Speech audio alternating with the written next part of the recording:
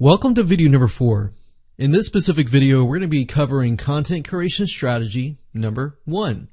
And this specific strategy focuses on lists of similar content, similar websites, and things like that. So let's go ahead and jump right in. Okay, so before I explain this strategy in detail, I want to give you some examples. If you were to go to Google and you were to type in something like top WordPress themes, you will notice that there are blogs out there that say something like the top 40 best free WordPress themes, or the top 30 or top 10 or top fastest WordPress themes. And as you know, when you go to these sites, you will see a list of 40 themes, generally pointing to other websites containing these themes. And then around it, it would have their own response, their own reaction to it. And at the bottom of that, sometimes they'll say, well, if you would like, a theme that's related to this theme that maybe all of these don't really have, but maybe you compare them and you show them what they have and what they don't have, and you have a theme that actually has an advantage over these themes, then you can use this as a means to promote your theme. Now, obviously, people have to make their own decision whether they want to go with the top 40 or whatever other theme. So you kind of get the idea here is to provide something like the top X end results. So I want to show you the formula right now before I actually dive in and give you a lot more detail. So I wrote up the formula in a notepad, and as you can see, your goal here with this strategy is to show people the top X end results. So the end result must be something that people want in the end, or it's an end result that fixes somebody's problem. So your end result is going to be something like your product or service solution.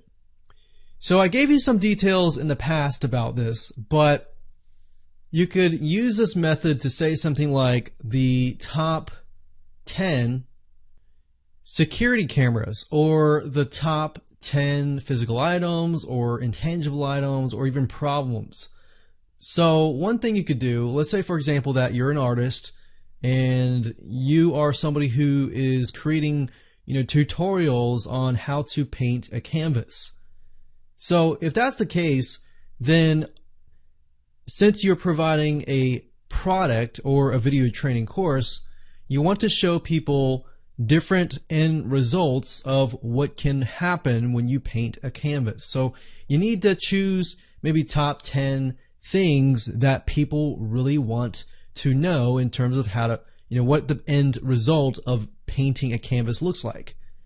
So that would be that. You could find the top 10 websites that talk about this, and then at the very end, when people want that end result, eventually they're going to want to know how to do it, or they're going to want to have some sort of solution.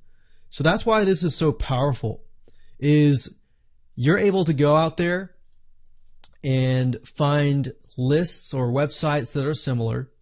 And the way you do this is you look for sites called social bookmarking sites. Now, I purposely go to Google and type in social bookmarking sites because a lot of social bookmarking sites come and go. So even if you were watching this video 5 years down the road or even 10 years down the road, it would still apply to you, because all you need to do is find social bookmarking sites or sites that have lists of similar related links.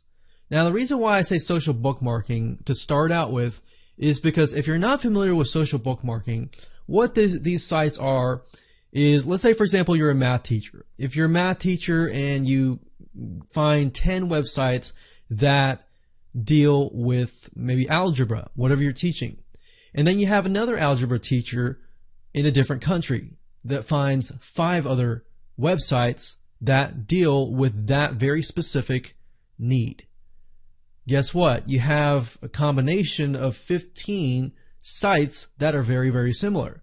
Now, as a content curator, that is why it is a beauty, because you can come along and you can utilize these sites and these lists that are similar.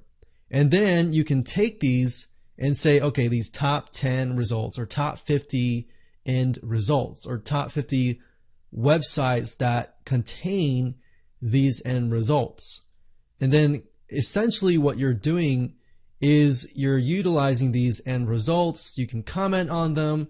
You can have your own commentary, reaction, response, agreement, disagreement, or controversial statements in relation to these sites.